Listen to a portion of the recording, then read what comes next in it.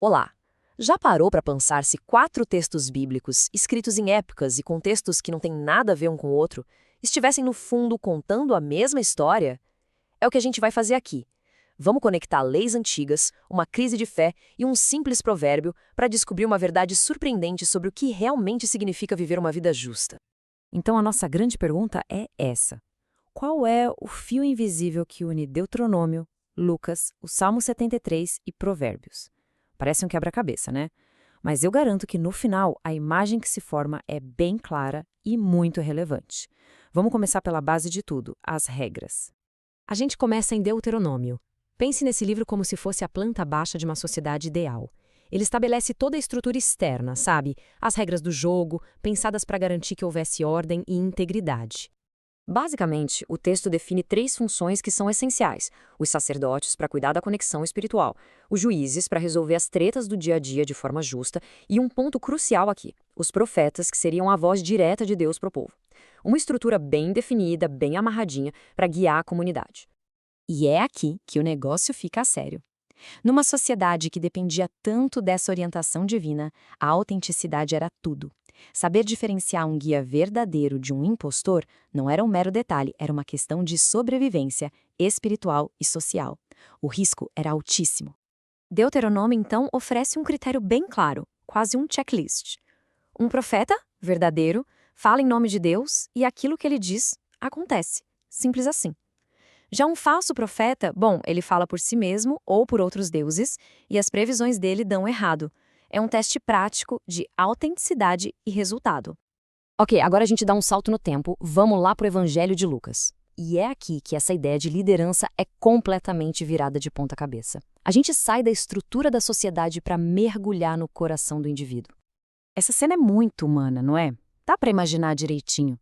Os seguidores mais próximos de Jesus ali, preocupados com status, com hierarquia. Quem de nós é o mais importante?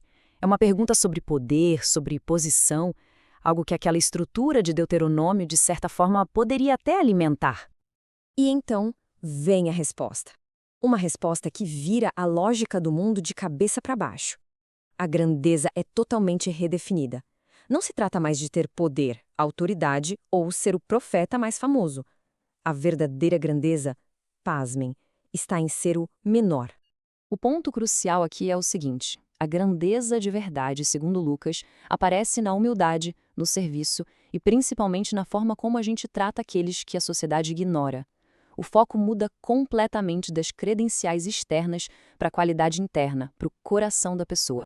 Beleza, então temos um modelo para a sociedade e uma definição radical de grandeza pessoal. Mas o que acontece quando a realidade não bate com esses ideais? Quando o sistema parece que falhou e os bons é que se dão mal? O Salmo 73 mergulha de cabeça nessa angústia. O salmista olha ao redor e o que ele vê? Os maus vivendo vidas tranquilas, sem preocupação nenhuma, enquanto ele, que se esforça para fazer o certo, só enfrenta perrengue.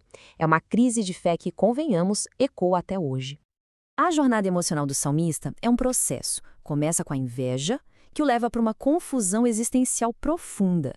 A virada de chave acontece quando ele busca uma perspectiva divina, e isso resulta numa fé renovada, numa compreensão sobre o destino final de cada um. E isso aqui é fundamental. O mundo ao redor do salmista não mudou. Os arrogantes continuaram prosperando. A mudança foi interna. Foi uma virada de perspectiva que o permitiu enxergar um quadro maior, uma verdade mais profunda, que vai além das aparências. Nós já exploramos a lei, a liderança e a dúvida. Agora, a gente chega ao provérbio que une tudo isso. É a peça final do nosso quebra-cabeça. O princípio central que ilumina todas as outras passagens que a gente viu.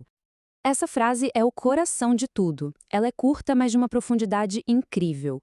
Ela sugere que a medida real do caráter de uma pessoa, da sua justiça, não está em grandes atos públicos ou em seguir regras, mas em como ela trata os seres mais vulneráveis que estão sob seu cuidado.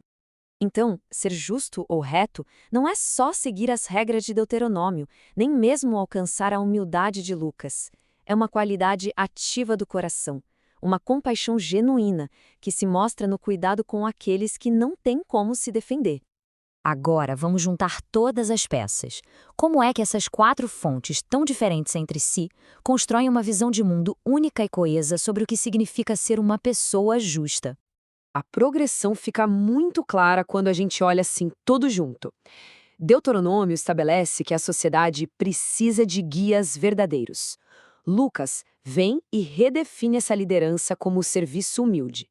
O Salmo 73 nos mostra que a perspectiva correta vem de dentro. E, por fim, Provérbios revela qual é o teste para tudo isso: a compaixão. E aqui está a grande conclusão. A verdadeira jornada, tanto ética quanto espiritual, não é só sobre seguir regras externas, por mais importantes que elas sejam. É um movimento para dentro, para cultivar um caráter que tem como marca registrada a compaixão ativa pelos mais vulneráveis. E isso nos deixa com uma reflexão final. Se o verdadeiro teste do nosso caráter não é o poder, nem o conhecimento, nem o sucesso, mas sim a nossa capacidade de cuidar, o que isso muda? Como isso pode reorientar nossas prioridades, nossas ambições e o jeito que a gente interage com o mundo? Fica aí para a gente pensar.